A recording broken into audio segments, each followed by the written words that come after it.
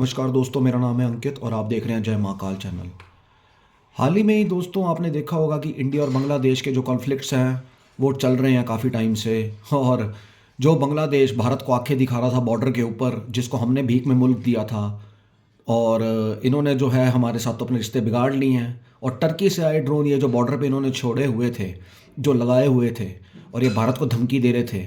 और ये जो बांग्लादेश जिहाद के चक्कर में था, इनका खुद का जिहाद हो गया।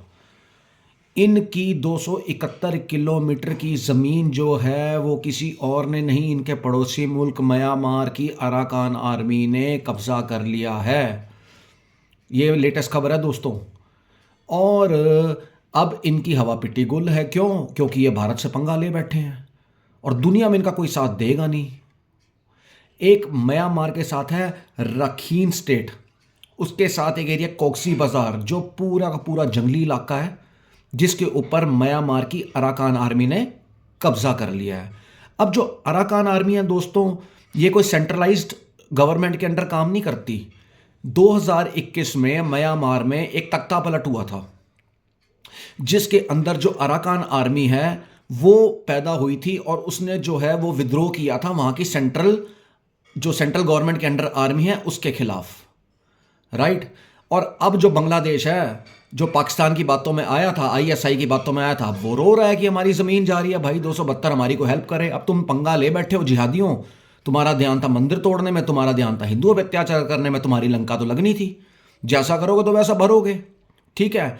अब इंडिया क्यों अपने रिश्ते बिगाड़ेगा म्यांमार के साथ?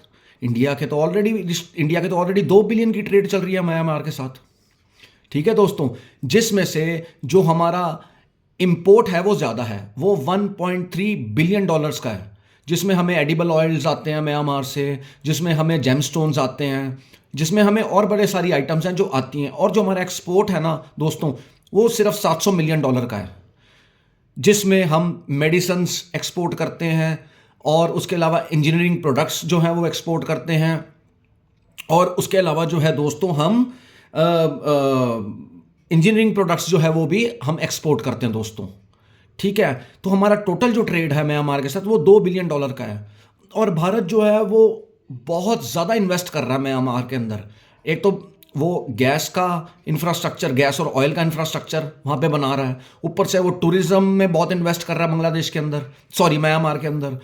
उसके अलावा वो और भी जो इंफ्रास्ट्रक्चर है, चाहे वो टूरिज़्म है, गैस प्लांट्स हैं और ऑयल प्लांट्स हैं, ये भारत जो है वहाँ पे इन्वेस्टमेंट कर रहा है डे बाय डे।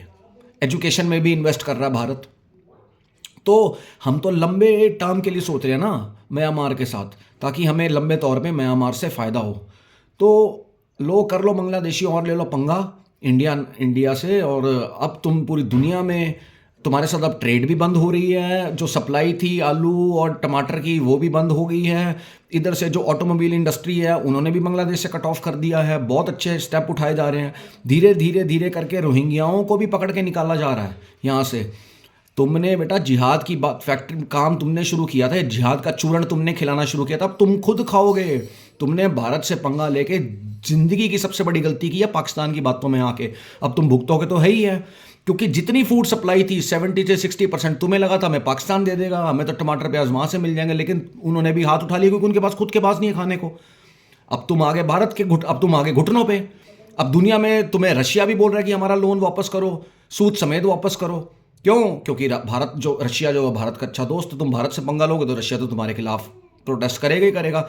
सो कड़ी से कड़ी कार्रवाई हो रही है बांग्लादेश के खिलाफ। और इनकी ज़मीन अब जो है 272 किलोमीटर वो चली गई है दोस्तों। ये तो आ रहे थे आसाम पे कब्जा करने, ये आ रहे थे बिहार पे कब्जा करने। अब जो गंगा है वो उल्टी बह गई है, वो इनकी तरफ बह गई है दोस्तों। तो ऐसी एक्शंस लिए जाएं। और एक गोयल साहब है दिल्ली के अंदर, जो कि ऑटोमोबाइल की उनकी काफ़ी बड़ा काम है दिल्ली मार्केट के अंदर। तो उन्होंने भी जो है वो बहुत अच्छा कदम उठाया है। एक बिजनेसमैन है जो इनका ऑटो पार्ट से जो बांग्लादेश में एक्सपोर्ट होते थे, जो उनका रॉ मटेरियल था वो जाता था, उन्होंने एक स्टेप उठा के सब बिजनेसमैन के लिए एक जो है वो एक आइडल ही बने हैं सब बिजनेसमैन के लिए। और उन्होंने एक मैसेज दिया सारे बिजनेसमैन इंडिया के जितने भी हैं कि जो भी रॉ मटेरियल, जितने भी बिजनेसमैन जो व्यापार कर रहे हैं, ट्रेड कर रहे हैं बांग्लादेश के साथ, उसको बंद किया जाए। बस मेरा इतना ही कहना है। जो हो रहा है बहुत अच्छा हो रहा है और अच्छे स्टेप्स लिए जा रहे हैं इंडियन गवर्नमेंट के द्वारा भी।